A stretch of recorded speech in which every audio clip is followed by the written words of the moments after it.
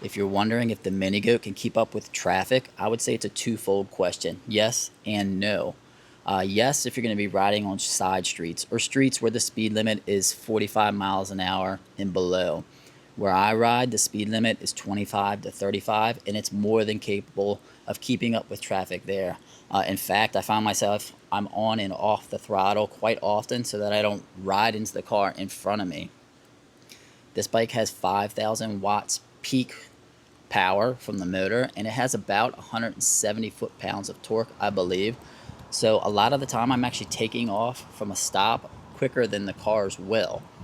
Where I think this doesn't work, if you plan on trying to ride this on some type of freeway or road where the speed limit is 55 miles an hour and above.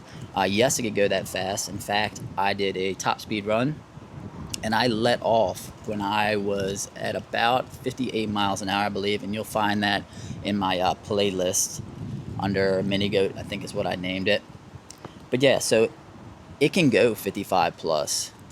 But if you're riding somewhere where the speed limit is 55 miles an hour, you are barely going to be keeping up with traffic. And how long can you actually do that for?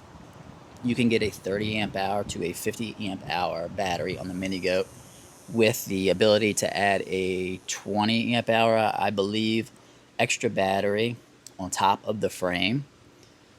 But if you're, totally maxed out top speed the entire time, I'm not sure what your range is going to look like. For me, when I'm riding, I'm on the bike path, and sometimes I'm on the road. I'm averaging about 55 miles of range to a full charge, but my average speed is somewhere around 20 miles an hour. So here's a couple clips of me just cruising down the road where I live if you want to check that out.